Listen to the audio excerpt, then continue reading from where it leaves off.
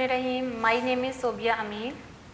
मैं यहाँ पे मौजूद हूँ 9th क्लास के ऑनलाइन लेक्चर सीरीज़ के सिलसिले में।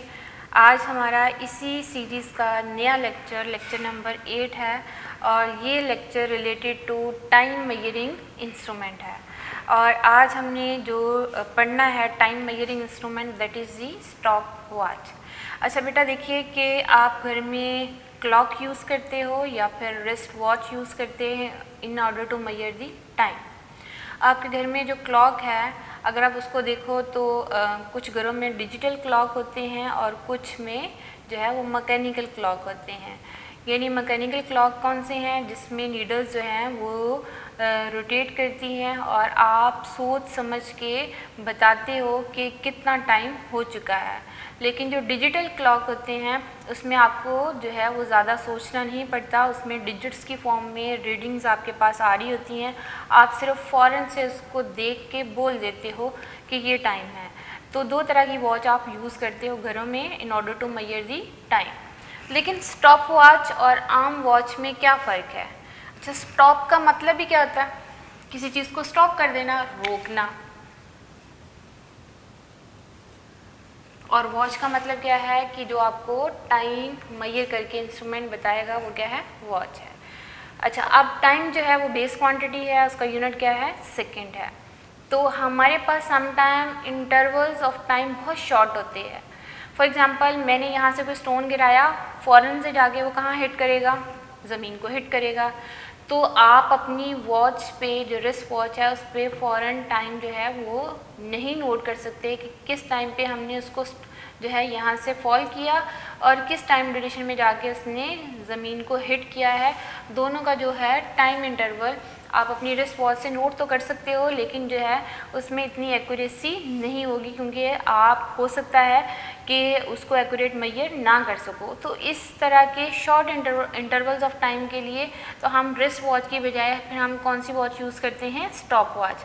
स्टॉप वॉच को स्टॉप वॉच क्यों कहा जाता है? कि क्योंकि हम इसको अपनी मर्ज़ी से स्टॉप भी कर सकते हैं, इसको ऑन भी कर सकते हैं और उसको दोबारा रीसेट भी ज़ीरो पे कर सकते हैं। तो अगर शॉर्ट इंटरवल्स ऑफ टाइम को हमने मेजर करना है तो उसके लिए जो वॉच यूज़ की जाती है उस वॉच को क्या बोला जाता है? स्टॉप वॉच बोला जाता है। स्टॉप वॉच की जो है वो दो बेटा टाइप्स हैं जो कि हम यूज़ करते हैं लेबॉर्ट्री में। स्टॉप वॉच की 2 टाइप्स हैं। एक कहलाती है मैकेनिकल स्टॉप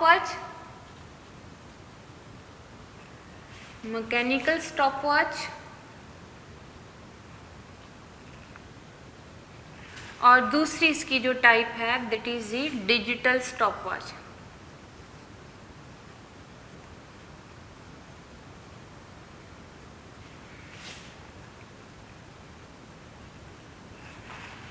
क्लियर? 2 टाइप्स हैं स्टॉप वॉच की। स्टॉप वॉच क्या है? शॉर्ट इंटरवल्स ऑफ टाइम को मेजर करना है तो जो वॉच यूज़ होती है that is called the stop watch. Time measuring instrument है। 2 तरह की स्टॉप वॉच यूज़ होती हैं लेबॉर्ट्री में, mechanical stop watch and digital stop watch. जो मैकेनिकल स्टॉप वॉच है ना बेटा, ये हमें 1 सेकेंड के 10th पार्ट तक एक्यूरेट मेजरमेंट करके दे सकती है। कौन सी वॉच?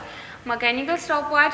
तो 1 को 10 पे डिवाइड करोगे तो 0.1 सेकेंड जो है that will be the least count of mechanical stop watch. Mechanical stop watch का लीस्ट काउंट कितना होगा? 0.1 सेकेंड। उसकी रीज़न क्या है कि ये हमें 1 सेकेंड के 10th पार्ट तक एक्यूरेट मेजरमेंट करके दे सकती है।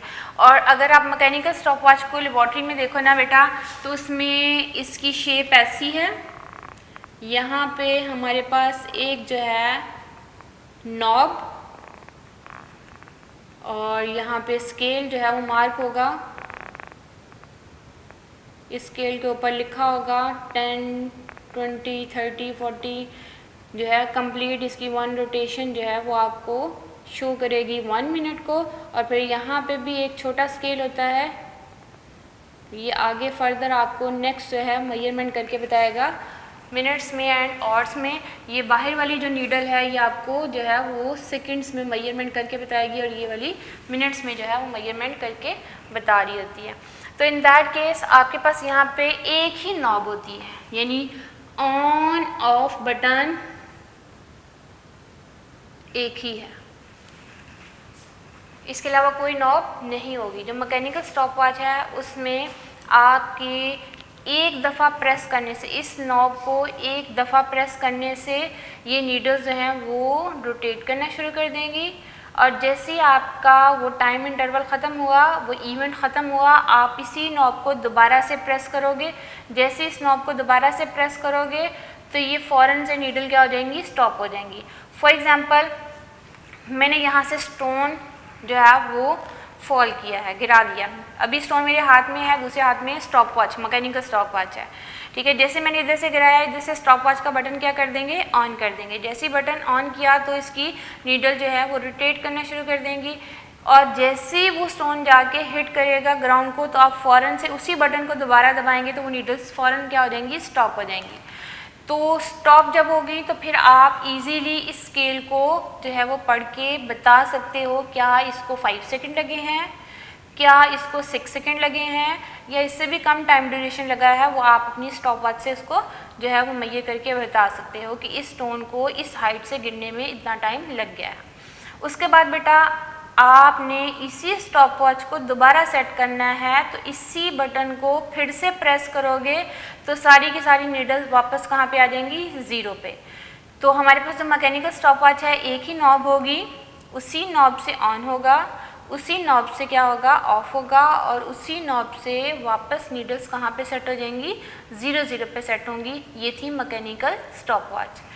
और उसके बाद जो डिजिटल स्टॉप वॉच है ना बेटा, ये डिजिटल स्टॉप वॉच आपको देती है 1 सेकंड के 100 पार्ट तक एक्यूरेट मेजरमेंट, यानी 1 सेकंड के कितने पार्ट तक एक्यूरेट मेजरमेंट करके देती है डिजिटल स्टॉप वॉच, 1 सेकंड के 100 पार्ट तक एक्यूरेट मेजरमेंट करके देती है। जब आप 1 को डिवाइड करोगे 100 पे तो 0.01 second will be the least count of the digital stop watch.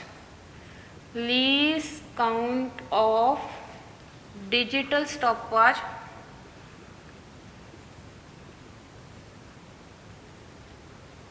that is equal to 0.01 second. Okay, कितने पार्ट तक एक्यूरेटली मेजरमेंट देगी, 1 सेकेंड के 100 पार्ट तक एक्यूरेट मेजरमेंट करके दे सकती है डिजिटल स्टॉप वॉच।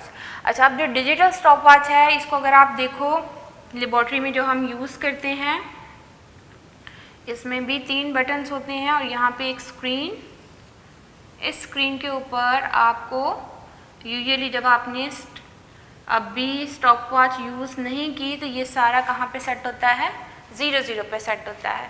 तो इन दैट केस आपके पास जो है स्टॉप वॉच अगर मौजूद है, फॉर एग्जांपल ये मेरे हाथ में एक डिजिटल स्टॉप वॉच है, इस डिजिटल स्टॉप वॉच को अगर आप देखो बेटा अभी ये कहाँ पे सेट है, 0 पे सेट है। और अगर आपने किसी भी इवेंट का टाइम नोट करना है, फॉर एग्जांपल कोई कंपटीशन हो रहा है, रेसिंग कंपटीशन हो रहा है, आपने टाइम नोट करना है कि किस बच्चे ने कितने टाइम ड्यूरेशन में ये जो है डिस्टेंस कवर किया है, तो उसके लिए भी आप स्टॉप वॉच यूज़ करते हो। जब भी शॉर्ट इंटरवल्स ऑफ टाइम जो है हमने नोट करना है तो उसके लिए यूजुअली स्टॉप वॉच यूज़ होती है, क्योंकि हम इसको अपनी मर्ज़ी से ऑन ऑफ कर सकते हैं, इसको रोक भी सकते हैं। 2 पॉइंट्स के बीच में जो डिस्टेंस है वो कितने टाइम ड्यूरेशन में कवर होगा, इसको हम नोट कर सकते हैं with the help of the stop watch. Digital stop watch ज़्यादा कन्वीनियंट है, ईजी टू यूज़ है, और जिसमें ह्यूमन एरर कैलकुलेट नहीं होता, और इसमें डिजिट्स की फॉर्म में आपको रीडिंग्स प्रोवाइड करती है ये वॉच, तो इसको आप इजीली जो है पढ़ सकते हो और फ़ौरन से आप इसको जो है इसकी मेजरमेंट्स को लेके लिख सकते हो। ठीक है, ये हमारे पास अभी ये स्टॉप वॉच कहाँ पे सेट है, 0 पे सेट है। यहाँ पे जो है एक नॉब लगी हुई है, एक बटन प्रेस करेंगे तो ये जैसे ही बटन प्रेस करेंगे ये स्टॉप वॉच क्या हो जाएगी, ऑन हो जाएगी। ठीक है, ये स्टॉप वॉच क्या हो गई, ऑन हो गई। आपका वो टाइम इंटरवल गुजर रहा है, वो इवेंट जो है वो अभी जारी है, वो रेसिंग कंपटीशन अभी जारी है। वो बच्चा जैसे ही जो है डेस्टिनेशन को जाके अप्रोच करेगा, आप फ़ौरन से इस बटन को क्या कर दो, प्रेस दोबारा से कीजिए, आपकी ये स्टॉप वॉच क्या हो जाएगी, रुक जाएगी, स्टॉप हो जाएगी। यानी एक ही बटन से ये ऑन होगी, उसी बटन से ये स्टॉप होगी। क्लियर है? और फिर आप इसका टाइम बता सकते हैं, यहाँ पे लिखा हुआ 17.28 सेकेंड, 17 सेकेंड है और 28 उसके क्या हैं, मिली सेकेंड्स हैं। इस टाइम ड्यूरेशन में जो है ये इवेंट कंप्लीट हो गया। अब आपने इस स्टॉप वॉच को सेट करना है, तो यहाँ एस का बटन सेट, रीसेट का बटन है, आप उसको दबाइए तो ये वापस कहाँ पे चली जाएगी, 0 पे चली जाएगी। तो ये हमारे पास थी डिजिटल स्टॉप वॉच, और डिजिटल स्टॉप वॉच आपको डिजिट्स की फॉर्म में रीडिंग देगी। जो ऑन एंड स्टॉप बटन है वो आपका एक ही है, इस बटन को प्रेस करने से ये ऑन होगी, इसी बटन को प्रेस करने से ये क्या हो जाएगी, स्टॉप हो जाएगी। टाइम इंटरवल आप नोट कर लीजिए, और उसके बाद सेट वाले बटन को आप सेट कीजिए तो आपकी ये स्टॉप वॉच कहाँ पे वापस चली जाएगी, 0 पे चली जाएगी। तो ये हम लेबॉर्ट्री में यूज़ करते हैं जब भी हमने किसी भी इवेंट का टाइम नोट करना है, या हमने जो है पेंडुलम की ऑसिलेशन या वाइब्रेशन नोट करनी है, तो उसके लिए हम यूज़ करेंगे स्टॉप वॉच जो है वो यूज़ करेंगे। तो इसका ये यूज़ करने का मेथड है, एक ही आपके पास जो है ऑन एंड स्टॉप बटन होगा, और उसके बाद जो सेट बटन है उसको आप रीसेट कर देंगे वापस 0 पे, आपका ये स्टॉप वॉच क्या हो जाएगा, सेट हो जाएगा। ये थे हमारे पास time measuring instrument. Time measuring instrument में हमने पढ़ा है जी स्टॉप वॉच। दो तरह की स्टॉप वॉच हैं, मैकेनिकल स्टॉप वॉच है, digital stop watch. What is the least count of the mechanical stop watch? Least count जो मैकेनिकल स्टॉप वॉच का है वो आपका 0.1 सेकेंड है। उसकी रीज़न क्या है कि ये 1 सेकेंड के 10th पार्ट तक एक्यूरेटली मेजरमेंट करके दे सकती है मैकेनिकल स्टॉप वॉच, और जो डिजिटल स्टॉप वॉच है ये 1 सेकेंड के 100 पार्ट तक एक्यूरेटली मेजरमेंट करके देगी, और इसका लीस्ट काउंट कितना है, 0.01 सेकेंड जो है वो हमारे पास लीस्ट काउंट है डिजिटल स्टॉप वॉच का। ये दोनों एमसीक्यू पूछे जा सकते हैं, sometime as a short question आ जाता है। डिफाइन स्टॉप वॉच, वो write the names of its type, तो इनकी नेम्स के साथ उनके लीस्ट काउंट जरूर लिखिए एज ए शॉर्ट क्वेश्चन, ये लाजमी है। तो अब हम पढ़ते हैं वॉल्यूम मेजरिंग इंस्ट्रूमेंट, जिसको हम मेजरिंग सिलेंडर बोलते हैं। ठीक है, अब हम नेक्स्ट इंस्ट्रूमेंट पढ़ते हैं, और वो कौन सा है, measuring cylinder. Okay, measuring cylinder क्या करता है, वॉल्यूम मेजर करता है।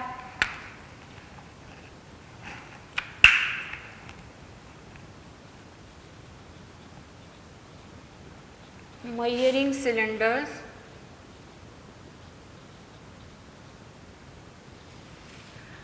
मेजरिंग सिलेंडर जो है वो मेजर करेगा volume. Measuring cylinder different ranges में अवेलेबल है। It must measure the volume of a liquid या फिर पाउडर सब्सटेंस, पाउडर्ड सब्सटेंस, या फिर ये वॉल्यूम मेजर करके दे सकता है किसी एक इर्रेगुलर शेप में जो सॉलिड होता है, जो कि वाटर में या उस लिक्विड में इनसॉल्युबल हो, उसका भी वॉल्यूम मेजर करके दे सकता है मेजरिंग सिलेंडर। तो वॉल्यूम अगर हमने किसी लिक्विड का वॉल्यूम मेजर करना हो, किसी पाउडर सब्सटेंस का वॉल्यूम मेजर करना हो, या किसी इर्रेगुलर शेप सॉलिड का वॉल्यूम मेजर करना हो जो कि इनसॉल्युबल हो वाटर में, तो उसके लिए भी हम कौन सा इंस्ट्रूमेंट यूज़ करेंगे, हम लेबॉर्ट्री में यूज़ करते हैं मेजरिंग सिलेंडर यूज़ करते हैं। जो मेजरिंग सिलेंडर है वो डिफरेंट रेंजेस में अवेलेबल है, डिफरेंट रेंजेस है। 100 ml से लेके 2500 ml तक हम मेजरमेंट ले सकते हैं with the help of the measuring cylinder. अच्छा, जो मेजरिंग सिलेंडर है अगर आप उसकी डायग्राम देखो तो आपके पास ये प्लास्टिक का बना होता है या ग्लास का बना होता है, यानी ट्रांसपेरेंट प्लास्टिक का होगा या किस चीज़ का बना होगा, ग्लास का बना होता है। और ये अगर हॉरिजॉन्टल सरफेस है तो हम इस हॉरिजॉन्टल सरफेस के ऊपर अपने इस मेजरिंग सिलेंडर को रखेंगे, मेजरिंग सिलेंडर, और इसके यहाँ पे बेटा स्केल कंप्लीटली मार्क होता है 0 1 2 3 4 5 1 2 3 4 5 10 ml है, फिर इसी तरह 20 ml, फिर 30 ml, फिर 40 ml, यानी आप लेबॉर्ट्री में देखेंगे तो आपको ये डिफरेंट रेंजेस में अवेलेबल है। तो यहाँ पे जो लाइंस जो हैं वो मार्क होंगी वो मिलीलीटर में मार्क होंगी और इसकी एक लाइन 1 मिलीलीटर को रिप्रेजेंट कर रही होती है। तो अगर आपने किसी भी लिक्विड का वॉल्यूम कैलकुलेट करना है, आप क्या करोगे, ये मेजरिंग सिलेंडर लोगे, ये मैं इसके ऊपर लिख भी देती हूँ 10, 20, 30, 40, ये आगे चलता जाएगा। ये ऑलमोस्ट मैंने रफली जो है वो ड्रॉ कर दी हैं। तो अगर मैंने इसमें किसी भी लिक्विड का वॉल्यूम कैलकुलेट करना है तो मैं क्या करूँगी, इसमें वाटर फिलअप कर दूँगी। जब इसमें वाटर फिलअप करते हैं तो फॉर एग्ज़ाम्पल मैंने यहाँ तक इसमें फिलअप कर दिया है वाटर, यहाँ मैंने फिलअप कर दिया वाटर। जब वाटर फिलअप कर दिया तो इसका यूजुअली मेनिस्कस डाउन होता है। वाटर और मोस्ट ऑफ जो लिक्विड्स होते हैं उनका मेनिस्कस क्या होता है, डाउन होता है यूँ। तो आपने ये वाला लेवल जो है वो रीड आउट करना होता है। ये लेवल आपकी आई यहाँ पे होगी तो यहाँ जो मार्क होगी लाइंस, आप उसको रीड आउट करोगे। तो जो लिक्विड्स हैं, मोस्ट ऑफ लिक्विड्स का जो मेनिस्कस होता है वो कर्व डाउन होता है, कर्व डाउन होता है। लेकिन जो ये आम लिक्विड का है, लेकिन जो मरकरी है, मरकरी का मेनिस्कस अपवर्ड होता है। मोस्ट लिक्विड का मेनिस्कस डाउन होता है, लेकिन मरकरी का मेनिस्कस का सेंटर से कर्व क्या होता है, अप होता है। तो जब आप मरकरी को इस मेजरिंग सिलेंडर के अंदर फिलअप करोगे तो फिर मेनिस्कस डाउन नहीं होगा, क्योंकि जो मरकरी है उसकी एबिलिटी है कि वो इस ग्लास की वॉल्स के साथ टच नहीं होता। तो ये सेंटर से थोड़ा राइज होता है। जो सेंटर से राइज होगा तो फिर आपने इसका कौन सा लेवल रीड आउट करना है, इसका ये जो कर्व अप लेवल है, आपकी आई यहाँ पे होगी। तो आप यहाँ पे जो लाइंस यहाँ मौजूद होंगी आप उसकी रीडिंग इजीली क्या कर सकते हो, मेजर कर सकते हैं। यानी मरकरी का meniscus up and most of liquid जो है उसका मेनिस्कस क्या होता है, डाउन होता है। तो अगर आपने इस मेजरिंग सिलेंडर के अंदर ये लिक्विड फिलअप कर दिया तो इसका ये मेनिस्कस डाउन होगा। तो आपने यहाँ से अपनी आई को लेके आना है, तो ये रीडिंग आप रीड आउट करोगे। आई यहाँ पे होगी तो ये रीडिंग आपकी जो है वो रीडेबल होंगी और ये एक्यूरेट मेजरमेंट होगी उस लिक्विड के वॉल्यूम की। अच्छा बेटा, अब जब आपने इसको यूज़ करना है तो पहला स्टेप ही क्या है कि आपका जो मेजरिंग सिलेंडर है उसको आपने प्लेन सरफेस, हॉरिजॉन्टल सरफेस के ऊपर इसको रखना है। सरफेस ये इस डाइस की तरह स्लोप नहीं होनी चाहिए। अगर ये स्लोप के ऊपर आप रखोगे तो फिर कभी भी आप उसका एक्यूरेट वॉल्यूम मेजर नहीं कर सकते। आपकी हॉरिजॉन्टल सरफेस होनी चाहिए। हॉरिजॉन्टल सरफेस के ऊपर आप मेजरिंग सिलेंडर को रखोगे और मेजरिंग सिलेंडर जो है वो बैलेंस होना चाहिए, अनबैलेंस नहीं होनी चाहिए। फॉर एग्जाम्पल ये देखिए बेटा, मेरे हाथ में है ये मेजरिंग सिलेंडर, ठीक है। आप इसको हॉरिजॉन्टल सरफेस के ऊपर रखोगे, उसके बाद आपने इसके अंदर वाटर फिलअप कर लिया। फॉर एग्जांपल ये मेरे पास एक बीकर है, इसमें मैं वाटर भी कुछ फिलअप कर देते हैं इसको।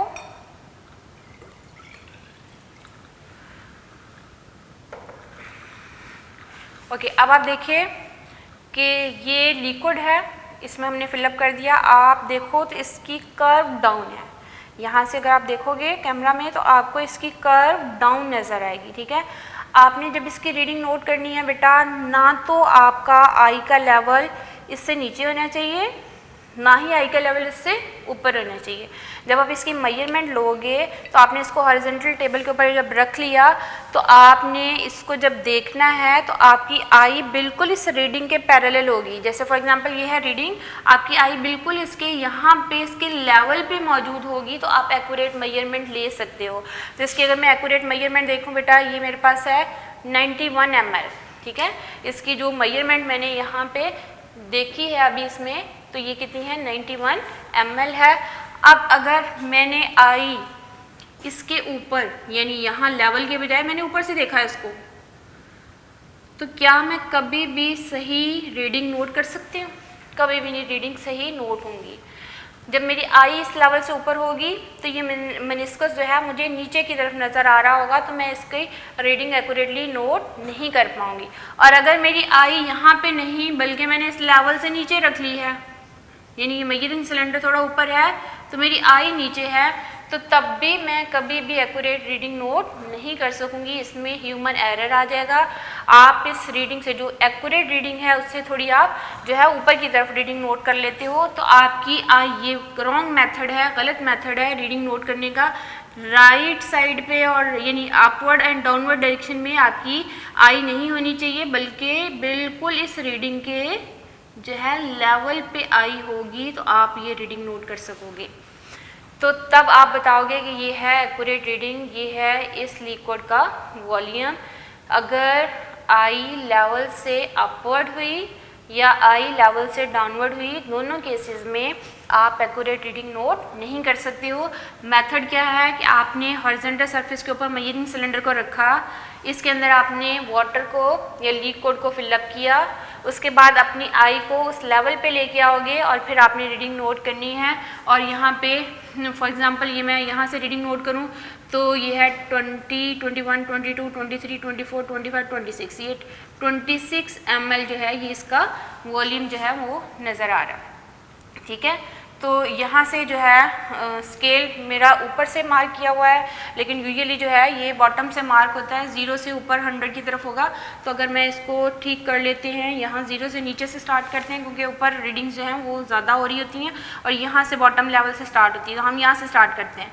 ठीक है, 0, यहाँ से 10, 20, 30, 40, 50, 60, ये वाली रीडिंग 70 कर देते हैं। तो यहाँ से ऑलमोस्ट जो है ये 70 से 3 लाइन नीचे है, तो ये 67 ml होगा। ठीक है, ये आगे 80, फिर 90 और फिर 100, हम इसको ये 100 ml तक ले लेते हैं। तो ये हमारे पास जो मेजरिंग सिलेंडर है बेटा, इसमें आप किसी भी पाउडर सब्सटेंस का, किसी भी लिक्विड का जो है वो वॉल्यूम मेजर कर सकते हैं। लेकिन इसमें जो चीज़ें नोट करने वाली हैं वो क्या है कि आपने जब रीडिंग नोट करनी है तो आपकी आई का लेवल जो है वो बिल्कुल उसके लेवल पे होना चाहिए, तो फिर एक्यूरेट रीडिंग नोट होगी। अच्छा, अब इसी मेजरिंग सिलेंडर की मदद से हम किसी भी सॉलिड का जो है वॉल्यूम भी कैलकुलेट कर सकते हैं। ये तो मैंने लिक्विड की बात की, लिक्विड फिलअप किया तो इन दैट केस आपका क्या हुआ कि उस मेनिस्कस का जो बॉटम लेवल होगा वहाँ से आपने देखना है और अपनी आई को उस लेवल पे लेके आओगे और रीडिंग नोट कर लोगे। अब अगर इसके अंदर मैंने पाउडर सब्सटेंस जो है वो फिलअप करना हो तो आप इसमें पाउडर सब्सटेंस भी फिलअप कर सकते हैं और फिर जो है उसका वॉल्यूम भी नोट किया जा सकता है कितने ml है। लेकिन अगर मैंने किसी भी इरेगुलर शेप सॉलिड मेरे पास है उसका वॉल्यूम कैलकुलेट करना है तो फिर क्या होगा बेटा। ओके, अब ये मेरे पास है मेजरिंग सिलेंडर, ये कंप्लीट जो है 100 ml तक मेरे पास मौजूद है। मैंने इसको फिलअप कर लिया, ये 60 ml तक मैंने इसमें वाटर फिलअप किया। ठीक है, अब ये था इसका इनिशियल वॉल्यूम। अज्यूम करती हूँ कि मेरे पास इनिशियल वॉल्यूम उस वाटर का कितना है 60 ml, और मेरे पास बाहर से मैंने कोई भी एक इरेगुलर शेप में ये एक स्टोन है, इस स्टोन का मैंने वॉल्यूम कैलकुलेट करना है with the help of the measuring cylinder. तो मैं क्या करूँगी, ये स्टोन ले लूँगी, इसको एक थ्रेड के साथ बांध देंगे। ठीक है, अब मैंने इसी स्टोन को थ्रेड के साथ बांध दिया और फिर थ्रेड को पकड़ के मैंने इस मेजरिंग सिलेंडर में अंदर वाटर के अंदर डिप करना है, लोअर कर देना है। अब अगर मैं बेटा इसको इस वाटर के अंदर जो है वो इंसर्ट कर देती हूँ, इमर्स कर देती हूँ, ये है इरेगुलर शेप में सॉलिड, और मैंने क्या किया इसको इस वाटर के अंदर इमर्स कर दिया। इसी वाटर का इनिशियल वॉल्यूम मैंने कितना लिखा हुआ है 60 ml। मैंने इसके अंदर इसी वाटर के अंदर एक इरेगुलर शेप सॉलिड यानी स्टोन मेरे हाथ में था, मैंने स्टोन को धागे के साथ बांध के इसमें लोअर कर दिया। तो क्या होगा, वाटर लेवल इंक्रीज हो जाएगा। क्या हो जाएगा, वाटर लेवल इंक्रीज हो जाएगा। ये मैंने वाटर लेवल इंक्रीज कर दिया।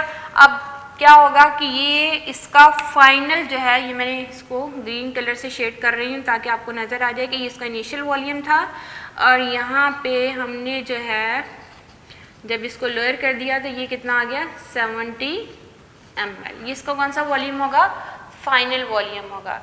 यानी स्टोन को इमर्ज करने से पहले वाटर का क्या था, इनिशियल वॉल्यूम था, वो कितना था 60 ml था। और जब हमने स्टोन को लोअर कर दिया है, इंसर्ट कर दिया है इस वाटर के अंदर, तो अब कितना हो गया है 70 ml हो गया। तो अब देखिए बेटा कि इनिशियल वॉल्यूम कितना था 60 था, इनिशियल वॉल्यूम 60 ml है, फाइनल वॉल्यूम कितना है 70 ml है। तो वॉल्यूम ऑफ V शो करेगा वॉल्यूम ऑफ स्टोन, ठीक है, ये volume of the solid that is insoluble in water. तो वो किसकी इक्वल होगा, final volume minus initial volume. VF stand for final volume, VI stand for initial volume. तो इसी एज्यूम वैल्यू को मैं अगर लिखती हूँ कि फाइनल वॉल्यूम कितना था 70 ml एंड इनिशियल वॉल्यूम कितना है 60 ml, तो दोनों का डिफरेंस कितना हो जाएगा 10 ml। 10 ml will be the volume of the stone जो हमने इमर्ज किया। तो इस मेथड को बेटा बोला जाता है डिस्प्लेसमेंट मेथड।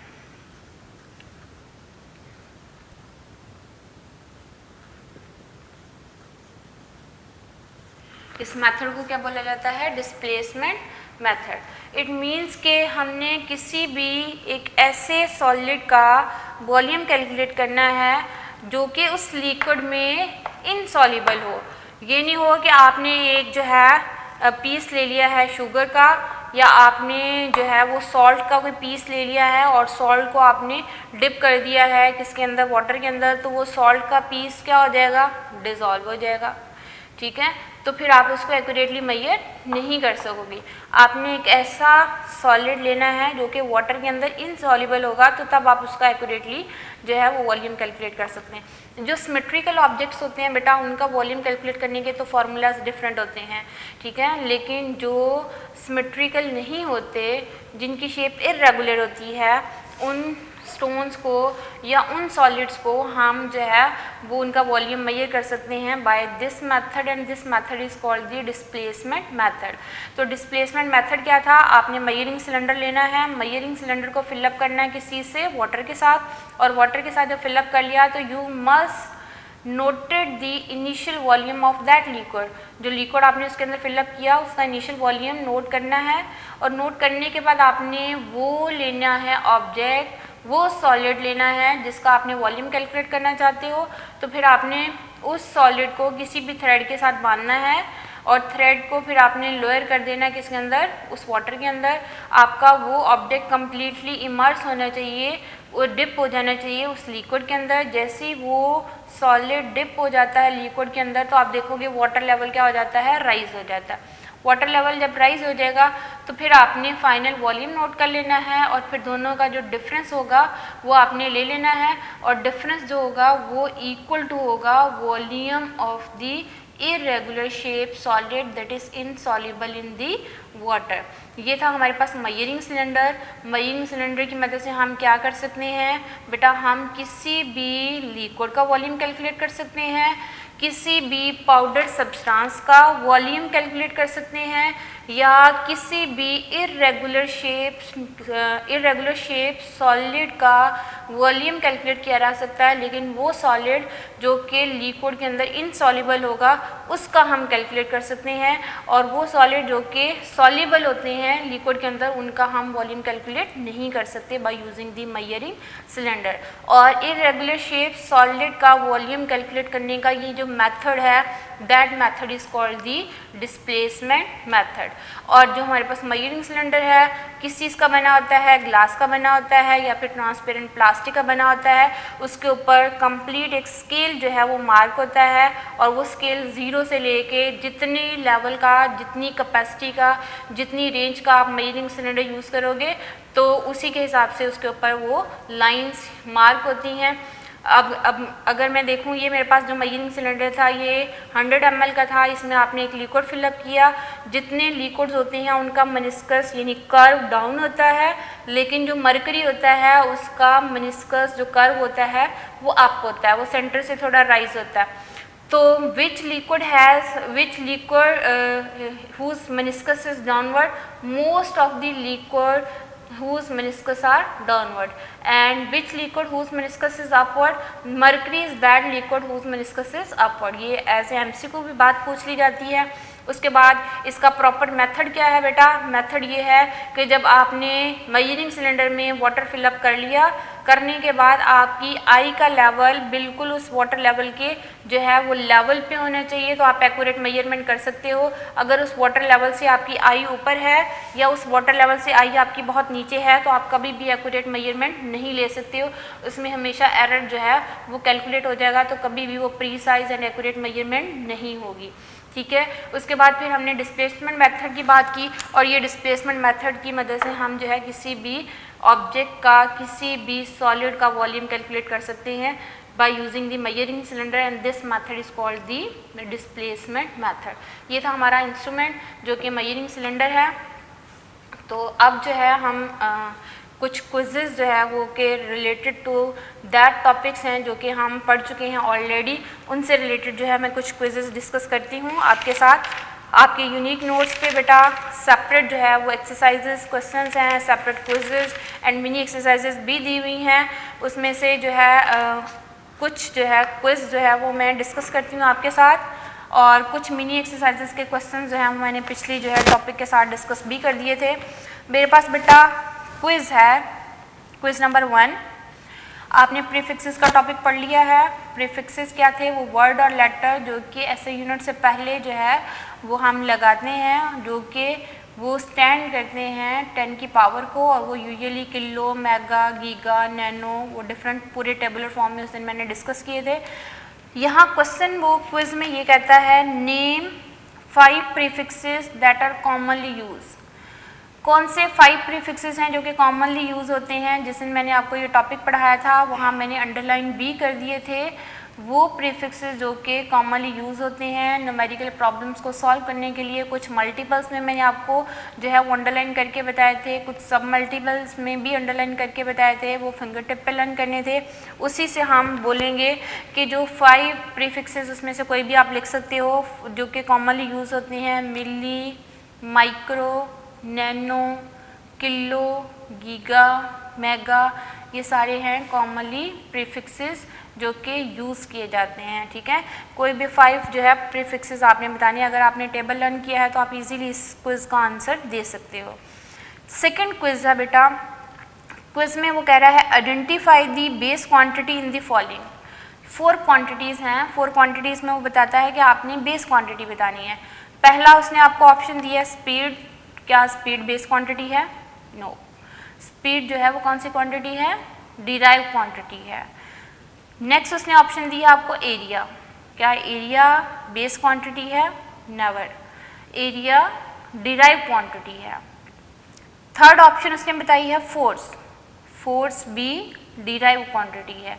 और डिराइव क्वांटिटीज़ कौन सी थी? जो कि बेस क्वांटिटी से डिराइव होती हैं। और बेस क्वांटिटीज़ कौन सी हैं? जो कि बाकी क्वांटिटीज़ को फाउंडेशन प्रोवाइड करती हैं। और 7 बेस क्वांटिटीज़ के अलावा जितनी क्वांटिटीज़ हैं वो क्या हैं? डिराइव। और 7 के नाम भी उसमें मैंने आपको बताए थे, length, mass, time, temperature, electric current, intensity of light and amount of substance. ये 7 बेस क्वांटिटीज़ के नेम लर्न कर लोगे तो आपको ऑटोमेटिकली पता चल जाएगा कि कौन सी बेस क्वांटिटी है और कौन सी क्या है?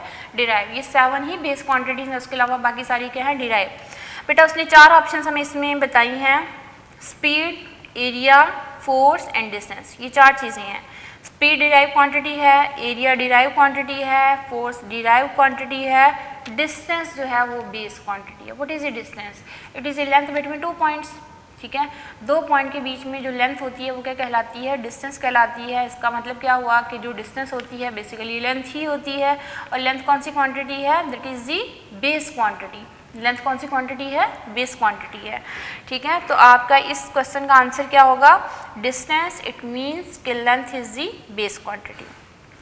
ओके, नेक्स्ट क्विज है जी आपके पास, identify following as a base और डिराइव क्वांटिटी। आपको मिक्स क्वांटिटीज़ बताई हुई हैं, डिराइव भी हैं एंड बेस भी हैं। आपने इसमें से बताना है कौन सी डिराइव क्वांटिटीज़ हैं और कौन सी बेस क्वांटिटी हैं। ठीक है, ये क्विज नंबर 3 है जी। जो क्वांटिटीज़ आपको दी हैं, density, force, mass, speed, time, length, temperature and volume. ये डिफरेंट क्वांटिटीज़ हैं। आप इसमें से सॉर्ट आउट कर लीजिए कौन सी बेस क्वांटिटी है और कौन सी डिराइव क्वांटिटीज़। अभी मैंने बात की कि 7 बेस क्वांटिटीज़ के नाम लर्न कर लोगे तो आपको ऑटोमेटिकली हर क्विज का आंसर पता चल जाएगा कि ये क्वांटिटी बेस है, ये क्या है डिराइव। चलिए फर्स्ट की बात करते हैं, डेंसिटी। क्या ये बेस है? नो, ये डिराइव क्वांटिटी है। तो ये डिराइव क्वांटिटी वाले कॉलम में लिख दीजिए। Force, it is also a derive quantity, ये भी डिराइव क्वांटिटी वाले कॉलम में लिखे। Mass, mass is the base quantity, ये बेस क्वांटिटी वाले कॉलम में लिख दीजिएगा। नेक्स्ट है जी टाइम भी बेस क्वांटिटी है, उससे नेक्स्ट लेंथ भी बेस क्वांटिटी है, फिर टेम्परेचर है, टेम्परेचर भी बेस क्वांटिटी है, एंड वॉल्यूम, वॉल्यूम जो है वो डिराइव क्वांटिटी है। ठीक है, तो यहाँ जो आपको डिफरेंट क्वांटिटीज़ गिवन थी उसमें से बेस क्वांटिटीज़ कौन कौन सी हुई? Mass, time, length and temperature, यानी 4 जो है वो बेस क्वांटिटीज़ दी हुई थी। और जो डिराइव क्वांटिटीज़ है वो कौन कौन सी हैं? Density, force, speed and volume. ठीक है, टोटल 8 आपको जो है वो ऑप्शन दी हुई थी, आपने इसमें से पिकअप कर लेनी थी कुछ बेस क्वांटिटीज़ और कुछ डिराइव क्वांटिटीज़। अच्छा, नेक्स्ट क्विज है बेटा जो कि रिलेटेड टू साइंटिफिक नोटेशन है, और साइंटिफिक नोटेशन का टॉपिक भी आप लोग पढ़ चुके हो कि साइंटिफिक नोटेशन क्या थी, कि साइंटिफिक नोटेशन में हम एक नंबर एक्सप्रेस करते हैं as some power of 10 multiply by number between 1 and 10, यानी आपके पास कोई ना कोई 10 की पावर मल्टीप्लाई होती है, उससे पहले कोई ना कोई ऐसा फिगर होना चाहिए जिसमें डेसिमल से पहले ओनली 1 नॉन ज़ीरो डिजिट होता है, डेसिमल से पहले ओनली 1 नॉन ज़ीरो डिजिट होता है, और साथ कोई ना कोई 10 की पावर मल्टीप्लाई होती है। इस फॉर्म में जब भी कोई नंबर लिखा जाता है तो वो फॉर्म क्या कहलाती है? स्टैंडर्ड फॉर्म और साइंटिफिक नोटेशन। ठीक है, ये कुछ उसने क्विज हमें बताए हैं। तो वो कहता है कि sun is 150 million kilometre away from the earth, right it's in an ordinary whole number. B part में वो कहता है इन साइंटिफिक नोटेशन, यानी वो स्टेटमेंट आपको क्या बता रहा है कि सन 150 मिलियन किलोमीटर, 150 मिलियन किलोमीटर है सन का अर्थ से डिस्टेंस। आप इसको होल नंबर में बताइए एंड इट्स स्टैंडर्ड फॉर्म और साइंटिफिक नोटेशन। चलिए अब मैं इसको होल नंबर में लिखती हूँ बेटा।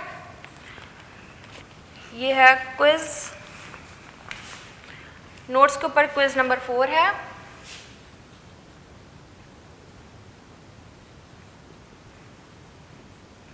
और इसमें वो कहता है कि सन इज उसका A and B part. Statement तो मैं नहीं लिख रही हूँ, बोल रही हूँ 150 मिलियन किलोमीटर फ्रॉम दी अर्थ। तो होल नंबर में मैं लिख रही हूँ in whole number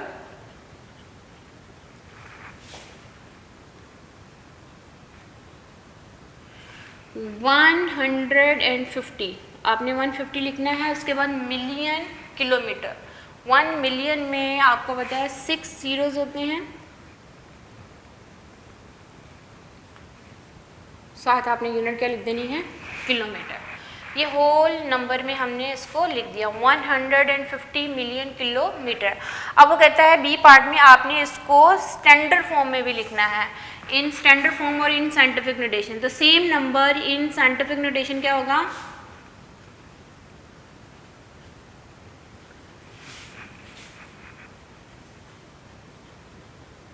in scientific notation हम इसी नंबर को बेटा डेसिमल यहाँ मौजूद होगा। उसने बात की थी कि कोई ऐसा नंबर आपके पास है जिसमें डेसिमल आपको नज़र नहीं आ रहा है, इट मीन्स के वो उसके एंड पे मौजूद होता है।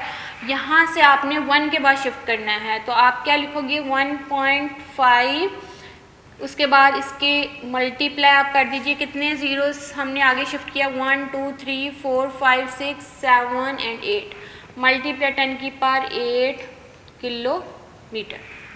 ठीक है, अब आप इसको चेंज भी कर सकते हो, किलोमीटर में है तो आप इसको मीटर में भी चेंज कर सकते हो। तो आप इसको जब मीटर में चेंज करोगे तो किलो को चेंज कर दीजिए। किलो किसके इक्वल होता है बेटा? 10 की पावर 3 के इक्वल। ये प्रीफिक्सेस में हम बात कर चुके हैं। 1 किलो इज इक्वल टू 10 की पावर 3, तो किलो की जगह क्या लिख दिया? 10 की पावर 3। अब किलोमीटर जो है उसकी बजाय यूनिट क्या आएगी? मीटर आएगी।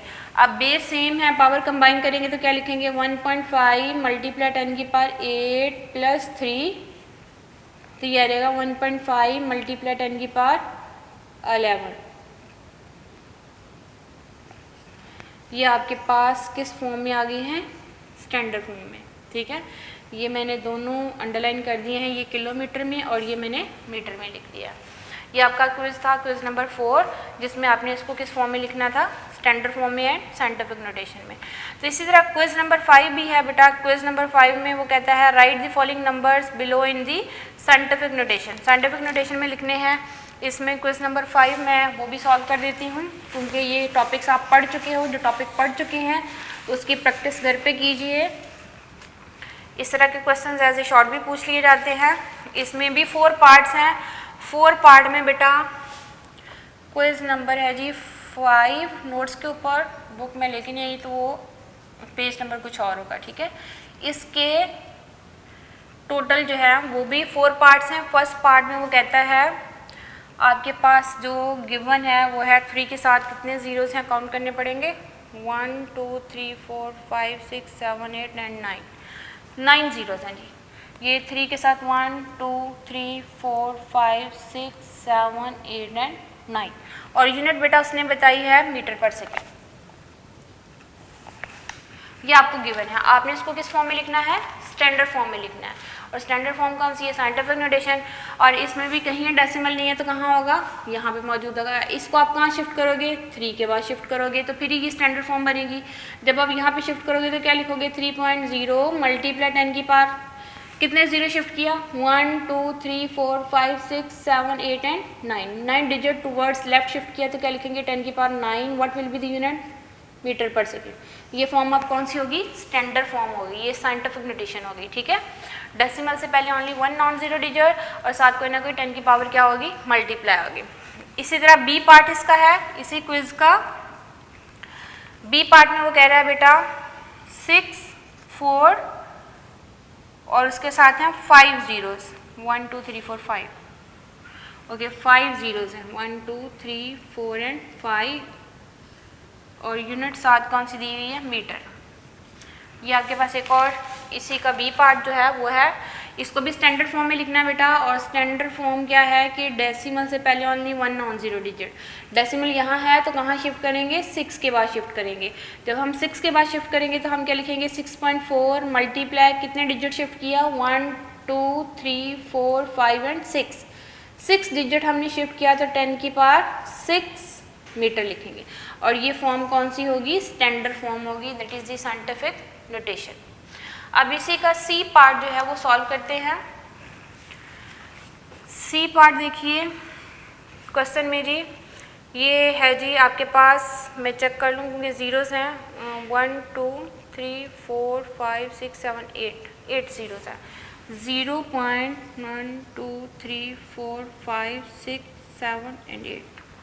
ओके फिर से चेक कर लेते हैं। ओके साथ है जी 16 ग्राम, ठीक है।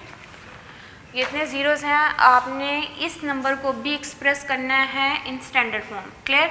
अब बेटा डेसिमल यहाँ है, डेसिमल को कहाँ शिफ्ट होना चाहिए, 1 के बाद यहाँ शिफ्ट करना है। अब डेसिमल किधर शिफ्ट हो रहा है, टुवर्ड्स राइट। यहाँ डेसिमल किधर शिफ्ट हो रहा था, टुवर्ड्स लेफ्ट। लेफ्ट शिफ्ट होगा तो 10 की पावर पॉजिटिव, राइट शिफ्ट होगा तो 10 की पावर नेगेटिव। अब जितने डिजिट शिफ्ट करेंगे उतनी 10 की पावर नेगेटिव में आएगी, ठीक है।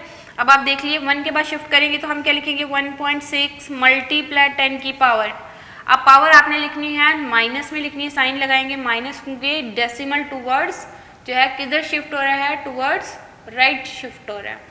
कितने डिजिट शिफ्ट हुआ, 1 2 3 4 5 6 7 8 एंड 9 डिजिट शिफ्ट हुआ तो हम क्या लिखेंगे, -9। What will be the unit, gram. ये फॉर्म क्या कहलाएगी, स्टैंडर्ड फॉर्म कहलाएगी। ये फॉर्म क्या है, स्टैंडर्ड फॉर्म में है। डेसिमल से पहले ओनली 1 नॉन जीरो डिजिट और साथ कोई ना कोई पावर क्या होगी, 10 की मल्टीप्लाई होगी। और ये फॉर्म क्या कहला रही है, स्टैंडर्ड फॉर्म। ओके इसी तरह इसका डी पार्ट है बेटा। डी पार्ट देखिए, ओके डी पार्ट में वो क्या कह रहा है, 0.4 जीरोस हैं, 5 4 8 और यूनिट है सेकेंड, 5 4 8 सेकेंड, ठीक है। अब आपने इसको भी लिखना है इन स्टैंडर्ड फॉर्म। अब आपके पास ये कंप्लीट नंबर है, आपने डेसिमल यहाँ है तो कहाँ शिफ्ट करना है, 5 के बाद। हम 4 के बाद शिफ्ट नहीं करेंगे। जब हम 4 के बाद शिफ्ट करेंगे तो इसका मतलब डबल डिजिट हो जाएंगे, और डबल डिजिट स्टैंडर्ड फॉर्म में नहीं कहलाते। डेसिमल से पहले 1 डिजिट होना चाहिए, वो भी नॉन ज़ीरो।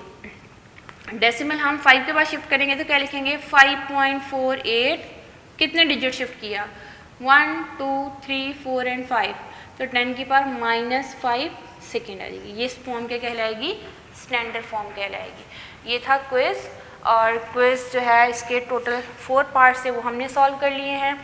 ये थे रिलेटेड टू दैट टॉपिक जो कि ऑलरेडी हम डिस्कस कर चुके हैं। उनसे रिलेटेड क्विज़ जो है वो मैंने आपके साथ डिस्कस कर दिया है। आप इसकी प्रैक्टिस कीजिए घर में, और सारे वो लेक्चर्स जो कि ऑलरेडी हो चुके हैं उनकी लर्निंग साथ साथ कर लीजिए। इंशाल्लाह नेक्स्ट लेक्चर के साथ फिर जो है हम हाज़िर होंगे। तब तक के लिए अल्लाह हाफ़िज़।